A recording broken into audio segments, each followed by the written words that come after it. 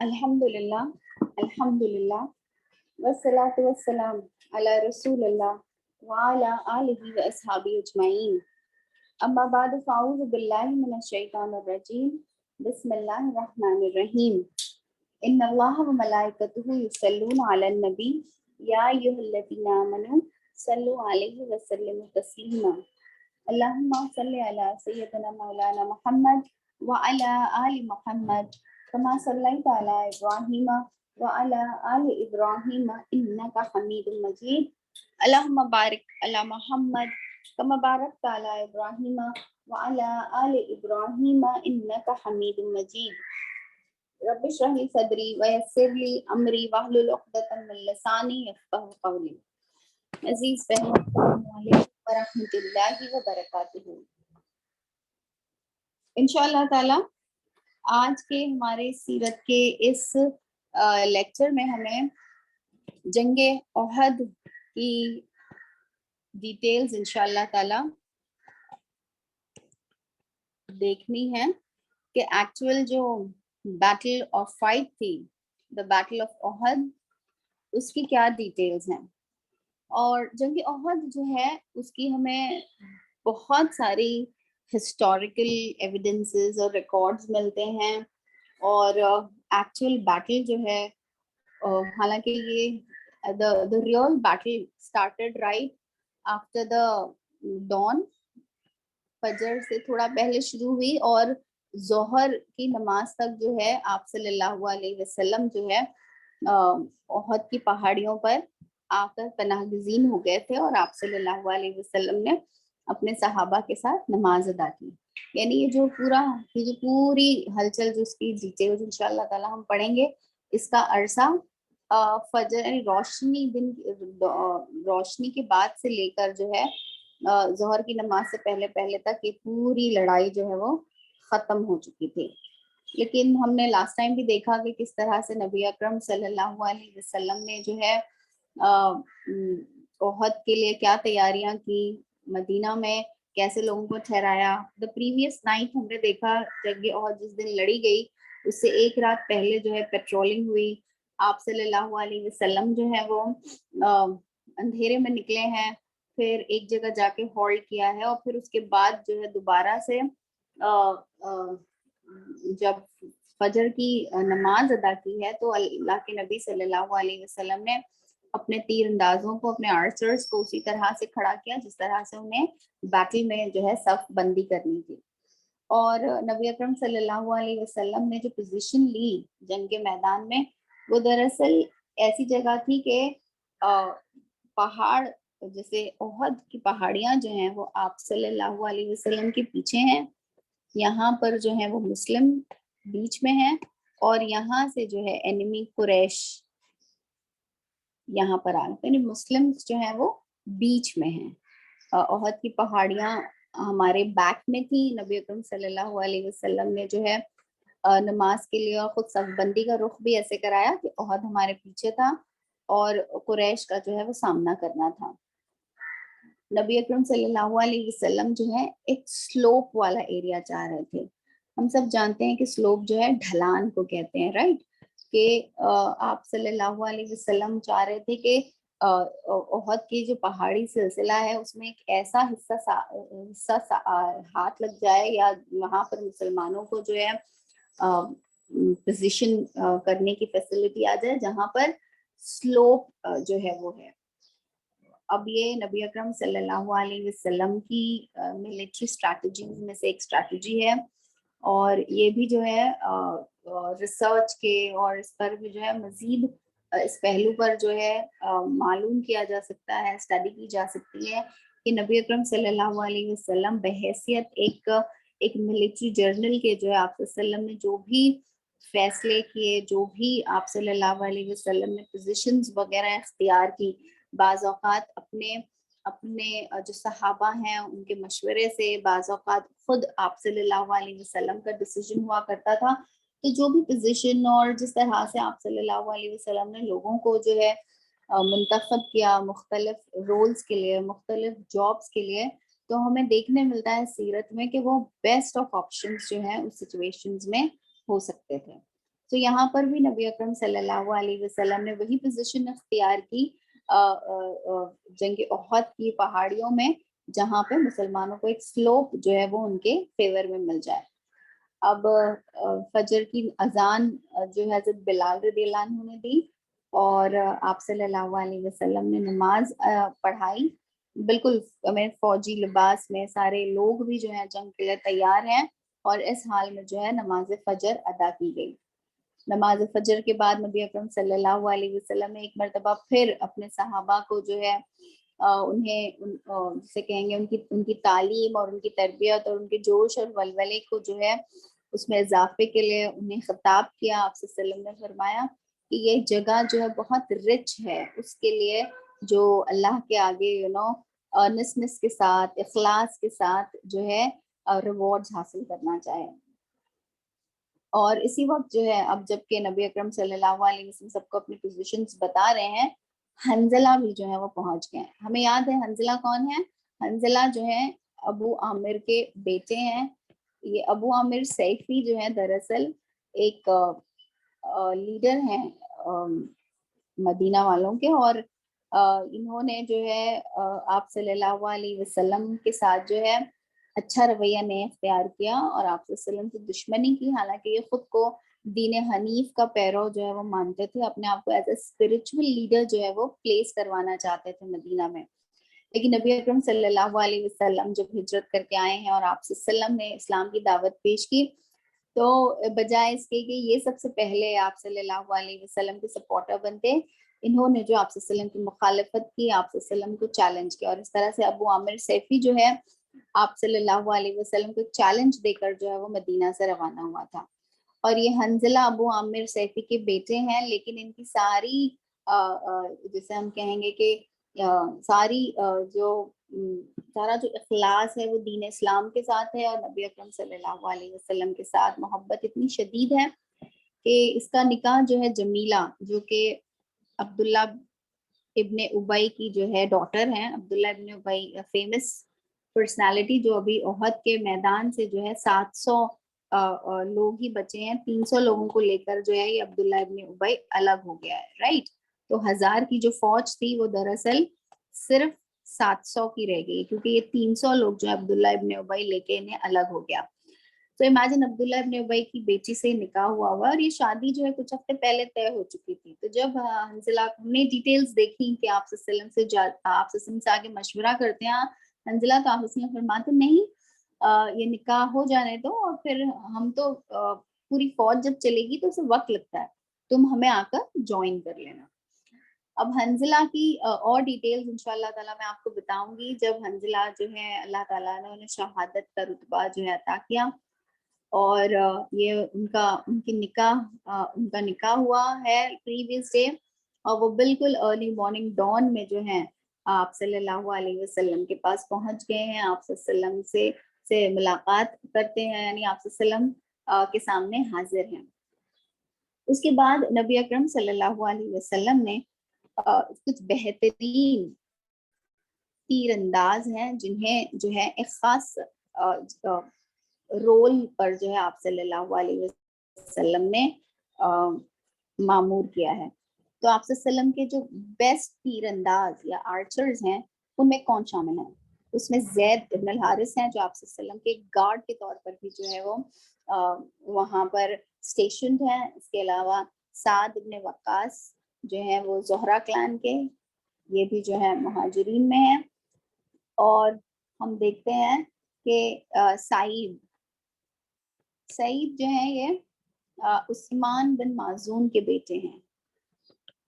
اور بھی دوسرے لوگوں کا ذکر آئے گا، لیکن یہ سعید جو ہیں عثمان بن معزون کے بیٹے ہیں. عثمان بن معزون کی بھی ہم نے بہت ساری ڈیٹیلز جو ہیں وہ دیکھی ہیں. Excuse me for a second.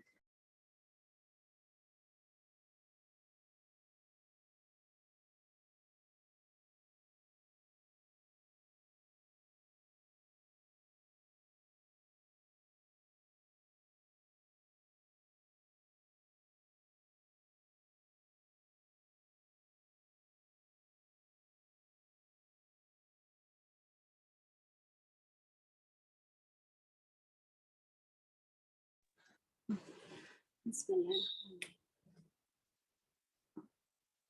تو یہ جو کچھ لوگ سعید جو سعد بن ابی وقاص ہے، یہ سعید the son of عثمان بن معزون ہے. اوکے، اب اس کے بعد ہم دیکھتے ہیں نبی اکرم صلی اللہ علیہ وسلم کی گارڈز میں یہ کچھ اہم آرچرز شامل ہیں. اس کے بعد کچھ دوسرے لوگ ہیں جنہیں خاص ڈیوٹی پر آپ صلی اللہ علیہ وسلم نے معمور کیا ہے، اور وہ ہیں 50 تیر انداز. یہ تو بیسٹ آرچرز ہو گیا. اس کے بعد ہم دیکھتے ہیں کہ 50 جو تیر انداز ہیں انہیں ایک کام پہ نبی اکرم صلی اللہ علیہ وسلم نے معمور کیا، اور ان کو جو ہے عبداللہ بن جبیر کی قیادت میں، یعنی عبداللہ بن جبیر جو ہیں ان کے لیڈر قرار دیے گئے، اور ان کی قیادت میں یہ 49+1 عبداللہ بن جبیر، یہ 50 آرچرز کو جو ہے نبی اکرم صلی اللہ علیہ وسلم نے اسٹیشن کیا اس گیپ میں جہاں سے دشمن کے آنے کی جو ہے پورے چانسز تھے. تو وادی قنات جسے کہتے ہیں، وادی العین جسے کہتے ہیں، تو وہاں پر جو ہے ہم نے لاسٹ ٹائم بھی یہ ساری ڈیٹیلز دیکھی تھی کہ ایک ہول ایسا تھا کہ جہاں سے انیمی جو ہے بہت آسانی سے اٹیک کر سکتا تھا. تو نبی اکرم صلی اللہ علیہ وسلم نے اس گیپ کو، اس ہول کو جو ہے خاص طور پر فل ٹائم اس کی گارڈ کے لیے 50 تیر اندازوں کو جو ہے وہاں اسٹیشن کر دیا. اب دیکھیے آلریڈی جو ہے ہماری تعداد دشمن کے مقابلے میں بہت کم ہے. مسلمان جو ہیں وہ صرف 700 ہیں، جبکہ دشمن جو ہے وہ 3000 ہے. تو آپ اندازہ لگا سکتے ہیں کہ کتنی ڈسپیرٹی ہے نمبر میں. ہر ایک جو مسلمان ہے اسے کتنے سارے دشمنوں کو جو ہے ہینڈل کرنا ہے. لیکن اس کے باوجود نبی اکرم صلی اللہ علیہ وسلم نے 50 تیر انداز ایسے ہیں جنہیں اس کام پہ معمور کر دیا. یعنی یہ صرف وہاں کھڑے ہیں اسے گارڈ کرنے کے لیے. یہ لوگ جو ہے جنگ میں حصہ نہیں ان دا سینس، وہ لوگ بیٹل فیلڈ میں جو ہے وہ وہاں پر نہیں ہے، بلکہ انہیں اسٹیشن کر دیا گیا ہے تاکہ یہ گارڈ کرے. اور آپ صلی اللہ علیہ وسلم نے انہیں ہدایت دی کہ اگر تم یہ بھی دیکھو یہ چیل اور ولچرز جو ہیں وہ ہمیں آ کے کھا رہے ہیں، ہم سب جو ہیں ختم ہو چکے ہیں، لیکن تب بھی تم یہاں سے نہیں ہٹنا. یعنی ہر حال میں تمہیں اپنی اس پوزیشن کو جو ہے وہ نہیں چھوڑنا ہے.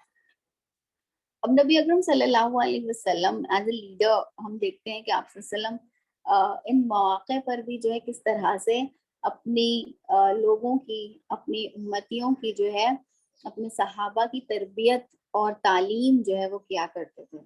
تو آپ صلی اللہ علیہ وسلم نے اس موقع پر ایک تلوار ہاتھ میں لی، اور آپ صلی اللہ علیہ وسلم نے پوچھا کہ کون ہے آج جو اس تلوار کو لے اور اس کا حق ادا کرے. تو ظاہر سی بات ہے یہ بہت بڑے آنر کی بات تھی کہ نبی اکرم صلی اللہ علیہ وسلم کسی کو یہ رتبہ جو ہے وہ آفر کر رہے تھے. تو سب سے پہلے حضرت عمر آئے ہیں، آپ صلی اللہ علیہ وسلم نے ریفیوز کر دیا. اس کے بعد زبیر آئے ہیں. زبیر کون ہے؟ آپ صلی اللہ علیہ وسلم کے کازن ہیں، صفیہ کے بیٹے ہیں. وہ آئے کہ انہیں یہ آنر ملے، لیکن آپ صلی اللہ علیہ وسلم نے ان سے بھی جو ہے وہ انہیں بھی نہیں دیا. اس کے بعد ایک صحابی ہیں ابو دجانہ، یہ آئے اور انہوں نے آپ صلی اللہ علیہ وسلم سے سوال پوچھا کہ اللہ کے رسول صلی اللہ علیہ وسلم، یہ خزرجی ہیں، کہ اللہ کے نبی صلی اللہ علیہ وسلم اس تلوار کا کیا حق ہے؟ تو آپ صلی اللہ علیہ وسلم نے جو ہے کہ اس کا حق یہ ہے کہ اس سے دشمن پر اس طرح سے اس وقت تک اسے استعمال کیا جائے جب تک کہ یہ پوری بینڈ نہ ہو جائے. یعنی اتنا جسے کہا جائے گا کہ مسلسل اس کا استعمال ہوتا رہے وداؤٹ اینی بریکس، اور اتنا کہ یہ خود جو ہے تھک کے ختم ہو جائے. تلواریں جو جنگ میں یوز کی جاتی ہیں ڈیفینیٹلی وہ بہت مضبوط ہوتی ہیں اور بہت ہیوج ہوتی ہیں. دیکھیں آپ لوگوں نے میوزیمس میں دیکھا ہوگا رائٹ کہ ان کی جو لمبائی، ان کا وزن، ان کی چوڑائی اتنی زیادہ ہوتی ہے. ہم ابھی کی جو تلواروں دیکھتے ہیں، تلواروں کو یہاں میوزیم میں، تو ہمیں اندازہ ہوتا ہے کہ بعض کی تو لینتھ اور لمبائی اتنی زیادہ ہوتی ہے کہ کوئی لہیم شہیم شخص ہی جو ہے انہیں اٹھا سکتا ہے یا انہیں ہینڈل کر سکتا ہے. تو یہ کہ اسے لے کے لڑائی کی جائے. اور نबी अकरम सल्लल्लाहु अलैहि वसल्लम फरमा रहे हैं कि इस तलवार का राइट ये है कि उसे इस वक्त तक लड़ा जाए जब तक ये बेंड ना हो जाए. यानी आप अंदाजा लगाएं कि कोई आम सी हमारे घर की इंस्ट्रूमेंट जो हम छुरियां इस्तेमाल करते हैं या इस किस्म की कोई चीज़ नहीं है, बल्कि एक ऐसी तलवार है जिसका बेंड होना आसानी से मुमकिन नहीं है.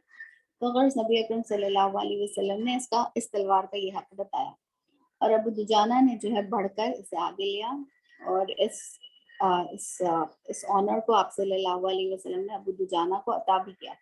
अबू दुजाना दरअसल खजरजी हैं और ये जो है लाल कलर का टर्बन जो है अपने हेलमेट पे बांधा करते थे.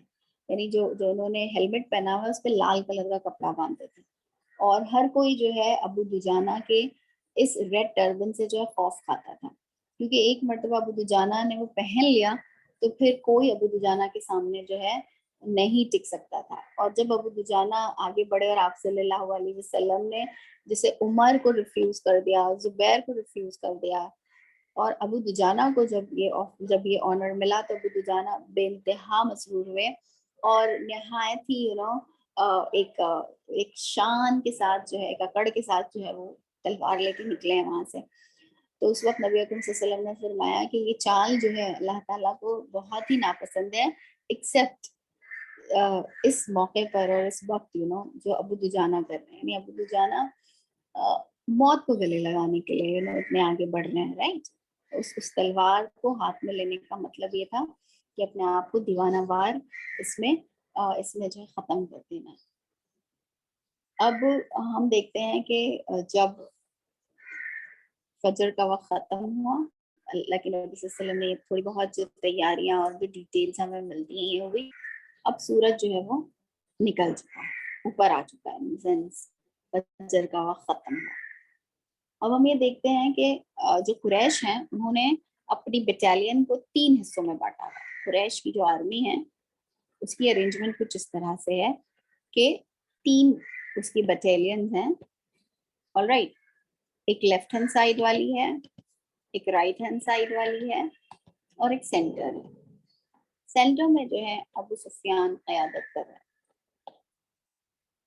लेफ्ट हैंड साइड ये आपका राइट हैंड साइड और left hand side. Left hand side जो है इसको कर रहे हैं इक्रिमा, अबू जहल के बेटे, और राइट हैंड साइड को कर रहे हैं खालिद बिन वलीद. तो ये जो है तीनों हेड हैं इन बटालियंस के.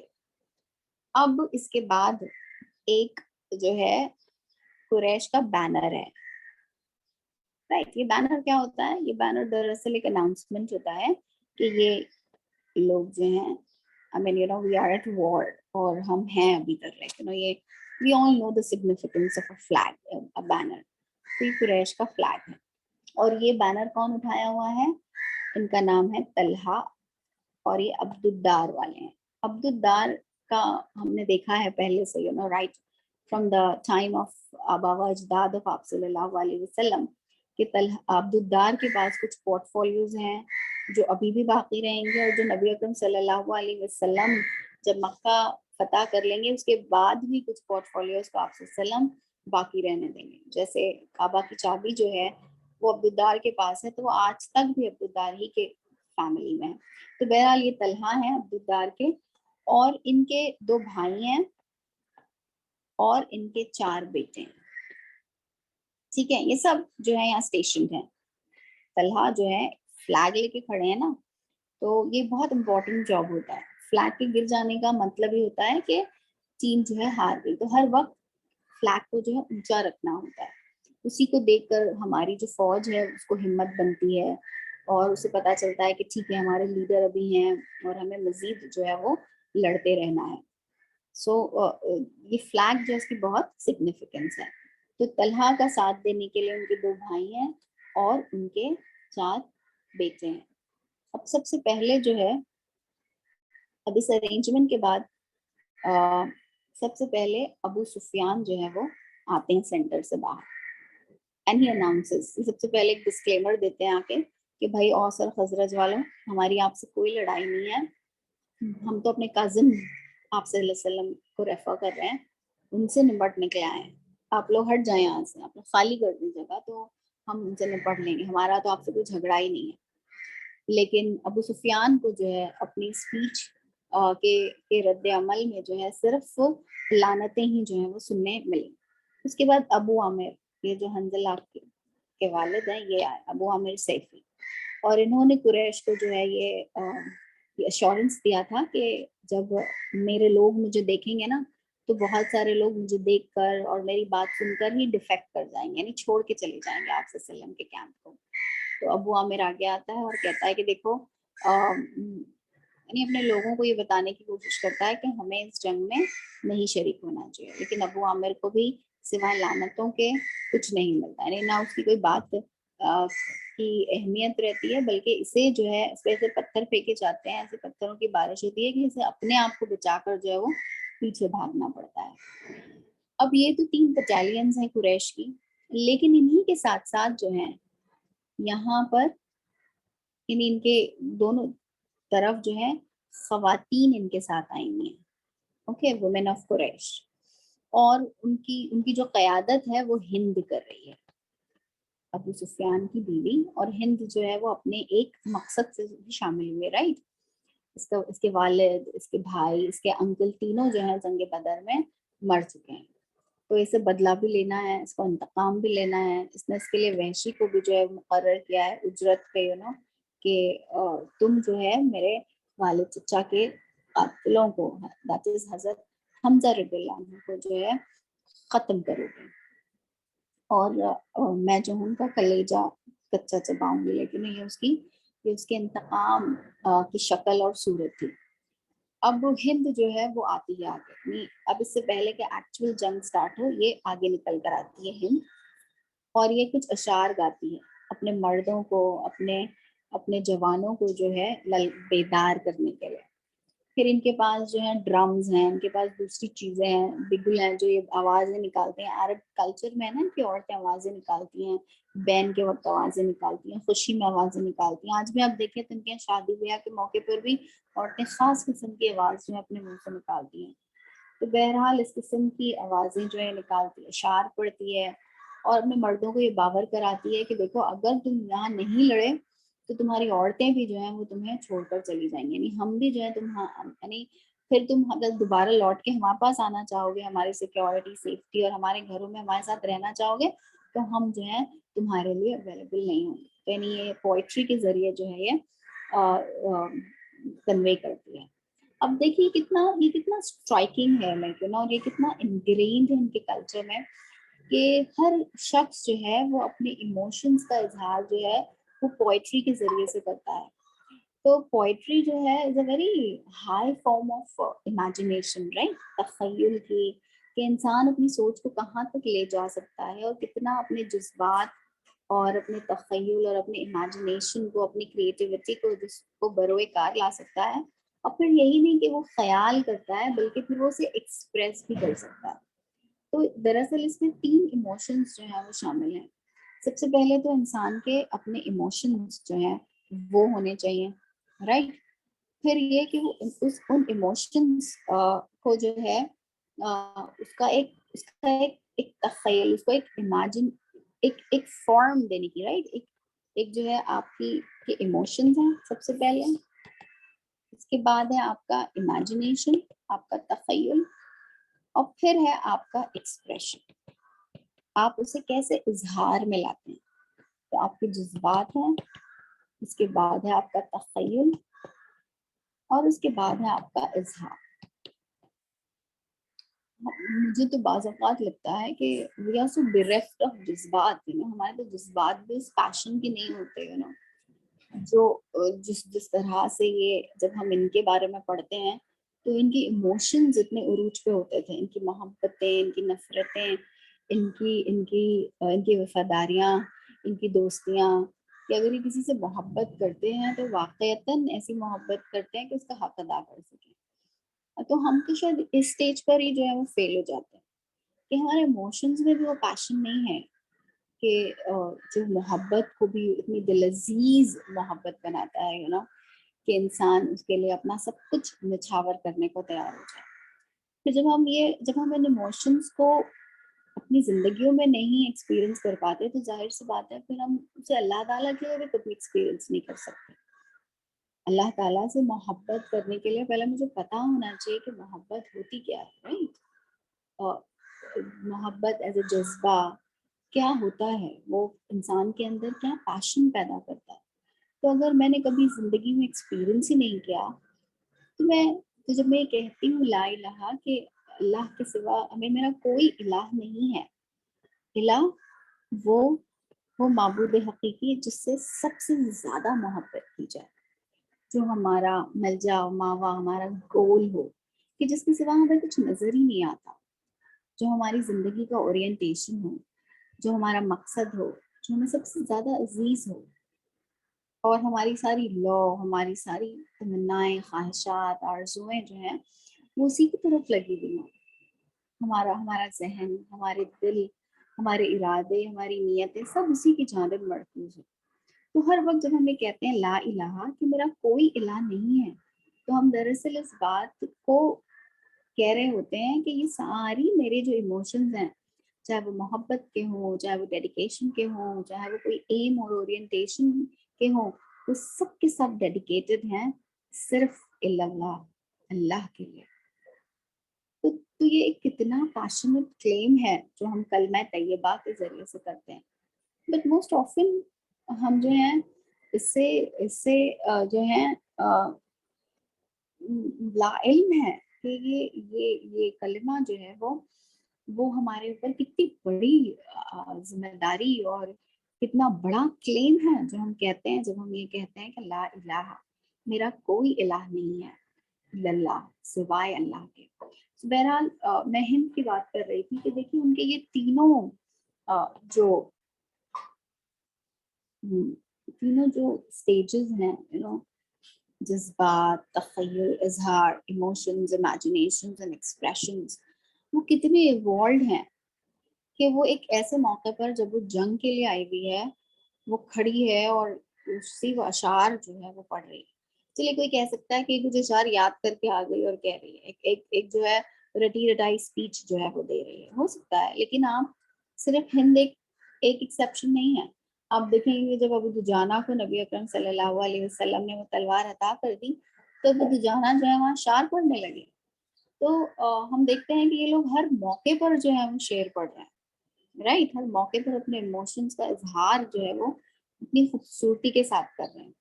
تو this goes on to show like کہ کتنے زیادہ یہ لوگ اپنے کتنے زیادہ پیشنٹ ہیں، یہ ان کے جذبات، ان کے تخیل اور ان کا اظہار جو ہے وہ کتنا ایوالوڈ ہے. تو ہند جو ہے وہ آ کر اپنے قریش کو سٹوک کرتی ہے اور ان کا ولولہ اور ان کا جذبہ اور ان کا جوش جو ہے وہ بڑھانے کی کوشش کرتی ہے، یہاں تک کہ وہ لوگ اتنے قریب پہنچ جاتے ہیں کہ اسے احساس ہو جاتا ہے کہ اب یعنی ہم مسلمانوں کے قریب آ گئے ہیں اور بہت ممکن ہے کہ ہم جو ہیں ایک اٹیک جو ہے ان کی طرف سے ہو. اب ظاہر سی بات ہے کہ بہت شور اور بہت زیادہ عورتیں جو ہیں یہاں پر چیخ پکار کر رہی ہیں، گا رہی ہیں، آوازیں نکال رہی ہیں، اور مسلمانوں کے بیچ میں سے جو ہے ایک تیر جو ہے وہ نکل کر آتا ہے. All right. اب دیکھیے ابو سفیان جو ہے وہ سینٹر میں آ رہا ہے اور ابو سفیان آ کے سب سے پہلے اس بات کا چیلنج پیش کرتا ہے کہ ابو سفیان نے پہلے تو یہ کہا رائٹ کہ ہماری اوس اور خزرج سے کوئی لڑائی نہیں ہے، آپ لوگ ہٹ جائیں، لیکن ان سے ناکامی ہوتی ہے.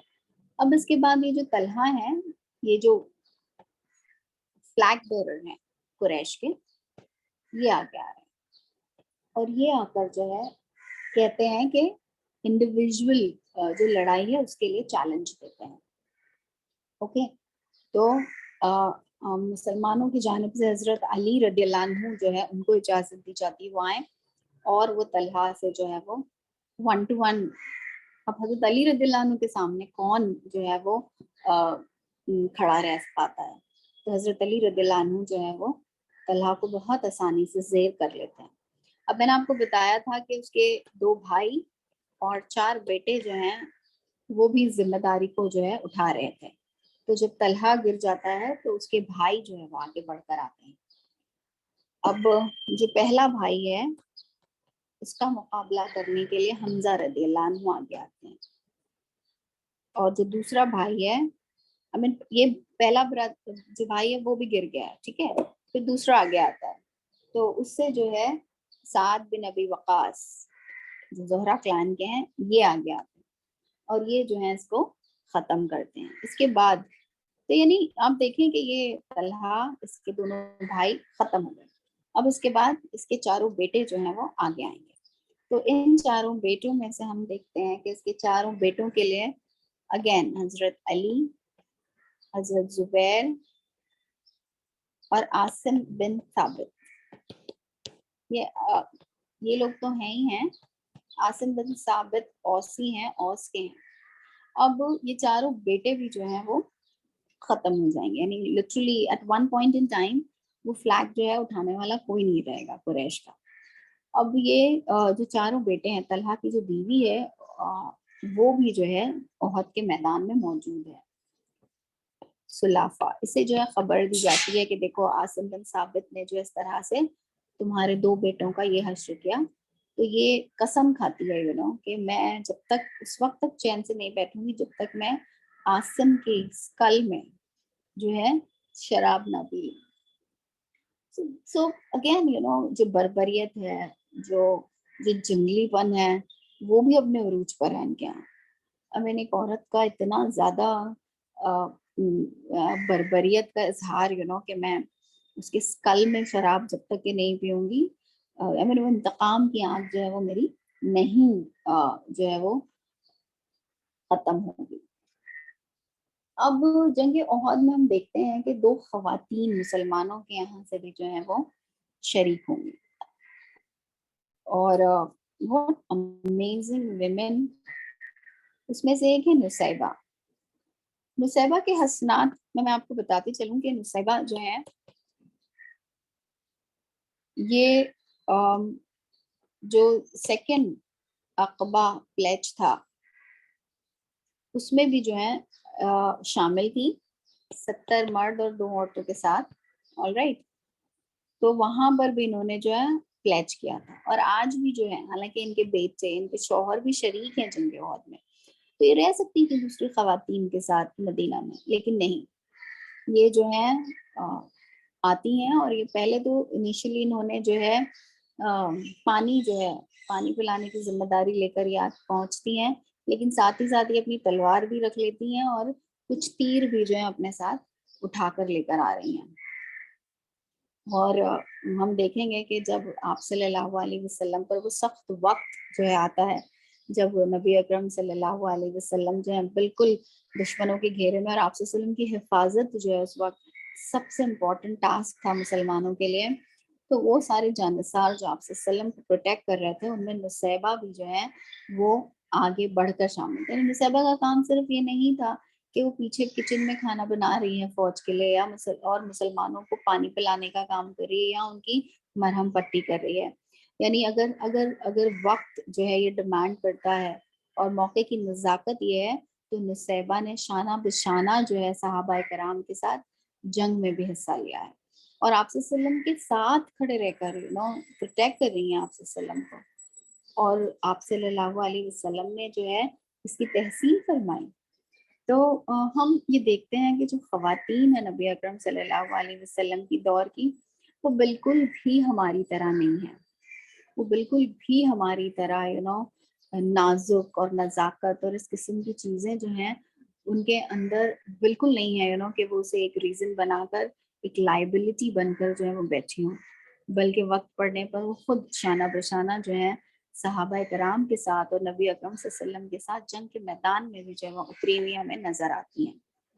دوسری جو ہے وہ ام سلیم ہے, an amazing woman, ان کے بارے میں ان کے حسنات بھی جو ہیں ہم سب جانتے ہیں. انس کی امی ہیں, اور یہ بھی جو ہے پہنچی ہیں.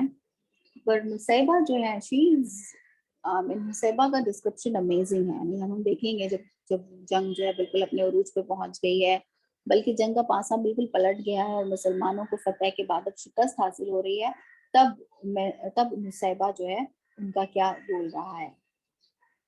اب دیکھیے یہاں پر جنگ احد کے میدان میں ہمیں کچھ بہت امیزنگ سٹوریز بھی جو ہیں وہ دیکھنے کے لیے ملتی ہیں. ہم دیکھتے ہیں مزینہ ایک قبیلہ ہے جو جو کوسٹل جو مدینہ کے ویسٹ سائڈ میں جو ہے, اور یہ قبائل بدو کہلاتے ہیں کہ مزینہ. یہ کوئی بہت ایسے لوگ نہیں ہیں کہ جن کا بہت نام ہو, لیکن یہاں سے 2 لوگ جو ہیں شامل ہو رہے ہیں, وہب اور Haris. These are the recent converts, from مزینہ. اس قبیلے سے ہیں یہ, تو یہ مدینہ پہنچے ہیں. جب صبح میں مدینہ پہنچے تو دیکھا ہے کہ آدھے سے زیادہ مدینہ تو خالی ہے, تو پتہ چلا کہاں ہے, تو پتہ چلا کہ احد کے میں. تو یہ بالکل دوڑ کر جو آئے ہیں, اور اب یہاں آ کر یہ نبی اکرم صلی اللہ علیہ وسلم کے ساتھ جو ہے وہ شامل ہو گئے. اب ان میں بھی جو ہے یہ وہب جو ہے اسپیشلی ان کی جو بہادری ہے, اور جس طرح سے انہوں نے نبی اکرم صلی اللہ علیہ وسلم کی حفاظت کی ذمہ داری اٹھائی ہے, اس کو یاد کر کے برسوں جو ہے صحابہ کرام اس کا ذکر کیا کرتے تھے. اور these are recent converts, okay, ایسے نہیں ہے کہ انہوں نے بہت ایک لمبا عرصہ گزارا ہے. انہیں ابھی جو ہے اسلام کی روشنی حاصل ہوئی ہے, اور یہ مسلمانوں کے ساتھ رہنا چاہتے ہیں, اور یہ شاید انہوں نے ایک نماز بھی ابھی تک آپ صلی اللہ علیہ وسلم کے پیچھے نہیں پڑھی ہے, لیکن یہ جنگ احد میں شامل ہو گئے. دیکھیے کسی کی زندگی کا ارینجمنٹ ایسا ہوتا ہے کہ وہ کلمہ پڑھتا ہے اور شہادت کو پہنچ جاتا ہے. اس کے کلمے اور اس کی شہادت کے بیچ میں کچھ بھی نہیں ہوتا, نہ نماز ہوتی ہے, نہ زکوٰۃ ہوتی ہے, نہ حج ہوتی ہے, نہ روزہ ہوتا ہے, اور وہ سیدھا جام شہادت جو ہے وہ حاصل کر لیتا ہے. سو جنگ احد ایک بہت امپورٹنٹ لیسن جو ہمیں جنگ احد میں ملتا ہے وہ یہ کہ nothing is fixed and nothing is certain. ابھی جو ہم نے خالد بن ولید اور ابو سفیان کو دیکھا کہ یہ لوگ آپ صلی اللہ علیہ وسلم پر حملہ کرنے کے لیے کھڑے ہیں, کچھ سالوں بعد ہم دیکھیں گے کہ یہی خالد بن ولید جو ہے یہ آپ صلی اللہ علیہ وسلم کے جانثار ساتھی بن جا رہے ہیں. ابو سفیان جو ہے وہ مسلمانوں میں شامل ہو جائیں گے. تو غرض یہ کہ زندگی میں کوئی بھی چیز جو ہے وہ فکسڈ نہیں ہے, اور ہم کبھی بھی جو ہے یہ نہیں سوچ سکتے, نہ کبھی اس بات پر اترا سکتے ہیں کہ اگر ہمیں کوئی نعمت حاصل ہو گئی ہے, چاہے وہ ٹیلنٹس کی صورت میں ہو, چاہے وہ مال کی صورت میں ہو, چاہے وہ کسی بھی شکل میں ہمارے پاس ہو, کہ ہم یہ سمجھیں کہ ہم نے کچھ اچیو کر لیا ہے. بلکہ زندگی کی ہر جو نعمت ہے وہ بھی جو ہے زوال کو جانے والی ہے, وہ چینج ہونے والی ہے. اسی طرح سے دنیا کا کوئی نقمت بھی جو ہے, اس یہاں کی کوئی پریشانی بھی جو ہے وہ ہمیشہ کے لیے نہیں رہے گی. اور ہم کبھی کسی کے بارے میں اندازے نہیں لگا سکتے, ہم کبھی کسی کے بارے میں جو ہے اس طرح سے نہیں سوچ سکتے کہ اپنے ذہن میں ہم اسے جو چھوٹا خیال کریں. لیکن ایٹ اے بیسک لیول اسلام جو ہم سے چاہتا ہے وہ یہ کہ ہم دوسرے انسان کی تکریم کریں. تکریم, alright, تکریم کیا ہوتی ہے؟ اردو کا لفظ ہے رائٹ, تکریم, اس کی respect that person. اب یہاں پہ اسلام نے کبھی جو ہے یہ ڈفرینشیٹ نہیں کیا کہ آپ کو صرف مسلمان کی تکریم کرنی ہے. ایٹ اے ہیومن لیول ہمیں سب کی تکریم کرنی ہے. But this is so difficult.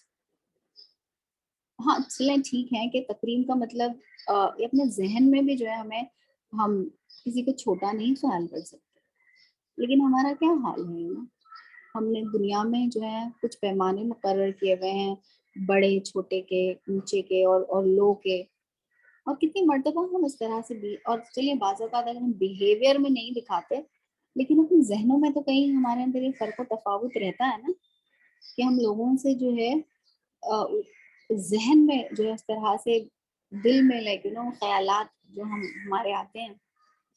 تو یہ جو آپ صلی اللہ علیہ وسلم نے ہمیں سکھایا نا کہ استغفار کرتے رہو, تو استغفار صرف یہ نہیں ہے کہ میں کوئی ایک گناہ کروں گی تو جو ہے میں استغفار کروں گی. دیکھیے اسی ریکوائرمنٹ کو اگر ہم سمجھیں تو دن میں کتنی مرتبہ ایسا ہوتا ہے کہ ہم واقعتاً سامنے والے کو اپنے سے کم سمجھ رہے ہوتے ہیں نا, کسی بھی شکل میں, چلیں in terms of status, in terms of power, in terms of abilities, کسی بھی صورت میں. ہمیں لگ رہا ہوتا ہے کہ you know I am, I'm more powerful, I'm more better. So this itself, you know, goes against what Islam has asked me to do. اب پھر اس کے لیے تو استغفار کی ضرورت ہے نا, گھڑی گھڑی توبہ کی ضرورت ہے نا, گھڑی گھڑی اس بات کی ضرورت ہے نا کہ میں اللہ تعالیٰ سے یہ درخواست کروں کہ اللہ تعالیٰ آپ مجھے شیلڈ کر دیجیے. دیکھیے غفرا, غفرا سوری غفرا یا غفرا جو ہے ایک شیلڈ کو کہتے ہیں. جیسے ہیلمٹ ہوتا ہے نا, تو ہیلمٹ تو خالی سر کو بچاتا ہے نا, تو غفرا کا مطلب ہوتا ہے ایک ایسی کورنگ اپنے اوپر اختیار کر لینا جو آپ کو ہر ہارم سے بچا لے, ہر نقصان سے, ہر پریشانی سے جو ہے وہ دور رکھے. تو استغفر اللہ جب ہم کہتے ہیں تو ہم دراصل اللہ تعالیٰ سے اس پروٹیکشن کو طلب کر رہے ہوتے ہیں کہ اللہ تعالیٰ مجھے گناہوں سے بچا لے, اللہ تعالیٰ مجھے برائیوں کے میل کچیل سے بچا لے, اللہ تعالیٰ مجھے آفتوں غلام, وہ ساری جو چیزیں ہیں ہی ہیں, لیکن ساتھ ہی ساتھ یو نو وہ گندگیاں یو نو جو ہمیں دکھائی نہیں دیتی لیکن جو ہمارے دلوں پہ, ہمارے ذہنوں پہ, ہمارے سیرت و کردار پر آ کر لگ جاتی ہیں, ہم ان سے بھی حفاظت کی جو اللہ تعالیٰ سے دعا کرتے ہیں جب ہم استغفر اللہ کہتے ہیں. تو دیکھیے کتنا جامع کلمہ ہے استغفر اللہ. اب اس ایک استغفر اللہ کی معنویت کو اپنے ورڈز میں ٹرانسلیٹ کرنے کے لیے پتہ نہیں مجھے پورے پیجز فل آف دعائیں جو ہے مانگنی پڑیں گی, رائٹ. لیکن اس ایک اتنے چھوٹے سے فریز میں استغفر اللہ میں یہ ساری معنویت جو ہے وہ شامل ہو چکی ہے. اس کے بعد ہم دیکھتے ہیں کہ ہند نے وحشی کو جو ہے ہائر کیا ہوا ہے نا. وحشی ایک اجرت پہ آیا ہوا انسان ہے, اس کا سول ایم یہ ہے کہ اسے تلاش کرنا ہے حمزہ رضی اللہ عنہ کو اور حمزہ رضی اللہ عنہ کو مار ڈالا. اب حمزہ رضی اللہ, اب اس زمانے میں لوگ پہچانتے کیسے تھے ایک دوسرے کو؟ دیکھیں آج کل تو پکچرز اور سنیپس اور فوٹوز جو ہیں اتنے عام ہیں کہ اگر ہم نے کسی کو نہ بھی دیکھا ہو دنیا کی کھوڑے میں تو ہم نے اس کی تصویریں ضرور دیکھ رکھی ہیں, لیکن اس زمانے میں اس قسم کی کوئی پروویژن نہیں ہے, تو لوگ کیسے ایک دوسرے کو پہچانتے تھے؟ بہت مشکل تھا, رائٹ. تو پر کچھ نہ کچھ آئیڈینٹیفیکیشن ہوتا تھا, اپنے لوگوں کے لیے بھی ہوتا تھا, یعنی جب ہماری آرمی کو بھی کیسے بتاؤ کہ ہم we are part of them. تو حضرت حمزہ جو ہیں وہ آسٹرچ کا ایک فیدر اپنے ٹربن پہ لگایا کرتے تھے, اور یہ حضرت حمزہ رضی اللہ عنہ کی جو ہے خصوصیات میں, خواص میں شامل تھا. کسی اور پرندے کا پر, اب ظاہر سی بات ہے آسٹرچ کا فیدر جو ہے ایک تزئین کی چیز ہوگی, رائٹ. آسانی سے نہیں ملتا ہوگا نا, مہنگا ملتا ہوگا دوسرے پروں میں, لیکن وہ اپنے ٹربن میں اسے لگایا کرتے تھے. وہ پر دیکھ کر جو ہے کوئی دور سے بھی دیکھ کے یہ پہچان سکتا تھا کہ اچھا یہ حمزہ ہیں جو یہاں پر لڑ رہے ہیں. تو وحشی حمزہ کی تلاش میں جو ہے وہ بیٹل فیلڈ میں آتا ہے. اب دیکھ رہا ہے کہ حمزہ رضی اللہ عنہ تو اتنے زیادہ بزی ہیں, اور اسپیشلی دا فرسٹ پارٹ جب ہم نے دیکھا کہ طلحہ جو فلیگ بیرر ہے قریش کا, جب اس نے جو ہے چیلنج کیا ہے کہ میرے ساتھ انڈیویجول پہ آؤ, اور اس کے چاروں بیٹوں سے ایک کے بعد اس کے 2 بھائی جو ہیں وہ گرے ہیں, اس کے بعد اس کے چاروں بیٹے پیچھے سے آئے, تو ان بیٹوں میں سے جو تھرڈ بیٹا ہے اس کے ساتھ حضرت حمزہ رضی اللہ عنہ جو ہے وہ مقابلے پر آئے ہیں. تو حضرت حمزہ رضی اللہ عنہ جب اس کے ساتھ لڑ رہے ہیں تو وحشی ایک اتنے کلوز آ گیا ان سے کہ وہ دیکھ سکتا ہے حضرت حمزہ رضی اللہ عنہ کو, اور وہ جو ہے بس کسی موقع کی تلاش میں ہے کہ کوئی اسے ایک ایسا گیپ مل جائے کہ وہ اپنے لینس سے جو ہے حضرت حمزہ کو ختم کر سکے. اب دیکھیں وحشی سامنے جا کے نہیں لڑنا چاہتا ہے حضرت حمزہ سے, اور nobody could dare to fight حمزہ رضی اللہ عنہ you know and say کہ میں جا کے ان کو ختم کر دوں گا. میں نے بہت ہی مشکل چیلنج ہوتا. ایسے حضرت حمزہ, حضرت علی رضی اللہ عنہ they were well known کہ انہیں جنگ میں ہرانا بھی جو ایک بہت ہی مشکل ٹاسک تھا. یعنی یہ لوگ جب جنگ میں شامل ہوتے ہیں تو لوگ ٹھہر نہیں پاتے تھے ان کے سامنے. اور ہم نے دیکھا, رائٹ, ہم نے جنگ بدر میں دیکھا, ہم جنگ احد میں دیکھ رہے ہیں کہ طلحہ نے بھی جب چیلنج کیا تو کیسے ڈھیر کر دیا گیا اسے, اور بالکل بہت بآسانی ڈھیر کر دیا گیا.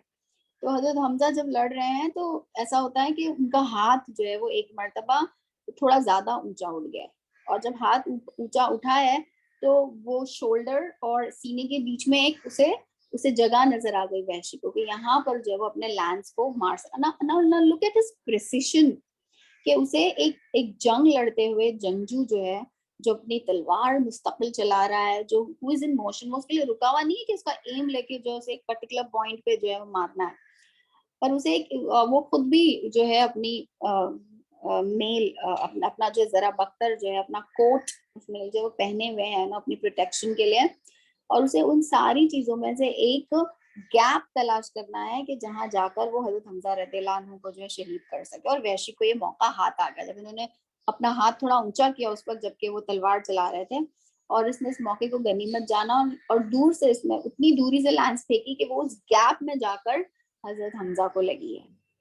Now definitely Vaishi was too skilled to have done that, and he did. اب وحشی کا دوسرا کام یہ تھا کہ وہ اس بات کو باور کرا دے کہ حضرت حمزہ رضی اللہ عنہ واقعی جو ہے وہ ختم ہو چکے ہیں. اب حضرت حمزہ کے فیدر اور حضرت حمزہ رضی اللہ عنہ کے گر جانے کے باوجود جو ہے بہت زیادہ بھگدڑ یا کسی قسم کی کوئی اتنا بڑا لاس اس وقت نہیں فیل ہوا مسلمانوں کو, کیونکہ مسلمان جو ہے وہ بآسانی ان پر جو ہے قابو پا رہے تھے. تو ہم دیکھتے ہیں کہ ایسی رنگا رنگیاں I always felt کہ جب بھی ہم صحابہ کرام کی زندگیوں کو پڑھتے ہیں, آپ صلی اللہ علیہ وسلم کی سیرت کو پڑھتے ہیں, تو ہمیں ایک چیز نظر آتی ہے اور وہ ہے تنوع, وہ ہے ویرائٹی. کہ ہمیں یہ لگتا ہے کہ if we are different from the other person, تو یہ ڈفرینس, یہ اختلاف جو ہے وہ دشمنی ہی کی شکل میں ہونا چاہیے. All right. Now, this اختلاف is also within a boundary. I'm not talking about any kind of اختلاف. So یہ تنوع, یہ جو ویرائٹی ہے کہ ہم کسی سے مختلف ہو سکتے ہیں اس سے دشمنی کے بغیر بھی. اور ہم جو ہے یہ اسپرٹ صحابہ کرام کی زندگی میں اتنی زیادہ ہمیں یہ تنوع ملتا ہے, ہمیں نبی اکرم صلی اللہ علیہ وسلم کی سنتوں میں تنوع ملتا ہے کہ آپ صلی اللہ علیہ وسلم نے ایک ہی ٹاسک کو اتنے الگ الگ طریقوں سے انجام دیا, اس میں ایک ویرائٹی پیدا کی, اس میں ایک کلرفل جو ہے جسے ہم کہیں گے کہ تنوع, یہ خوبصورتی کی بھی بات ہے, right. It requires so much of creativity and that goes to show the beauty کہ کس طرح سے ہمارے صحابہ کرام, I mean why now I'm talking about this تنوع. حمزہ جو ہیں وہ آسٹرچ کا فیدر جو ہے وہ لگانا پسند کرتے تھے. اسی طرح سے ہر صحابی کی اپنی ایک ممتاز جو ہے وہ پہچان ہے. حضرت علی جو ہے وہ وائٹ فیدر جو ہے وہ لگاتے تھے اپنے ٹربن میں, کہ وہ وائٹ پر جو ہے دیکھ کے اندازہ ہو جائے کہ حضرت علی رضی اللہ عنہ ہے. اسی طرح سے زبیر جو تھے, زبیر بن عوام, جو آگے بڑھ کے وہ تلوار لینا چاہتے تھے, لیکن آپ صلی اللہ علیہ وسلم, یہاں حضرت صفیہ کے بیٹے جو ہیں, یہ برائٹ یلو کلر کی جو ہے ٹربن, یعنی اپنی ہیلمٹ پہ جو ہے یہ اس کلر کو پہنتے تھے. پھر ہم دیکھتے ہیں کہ حباب ایک دوسرے صحابی ہیں, یہ گرین کلر کا جو ہے ٹربن پہنتے ہیں. So look at the various colors, look at the variety, that we see amongst the Sahaba Karam.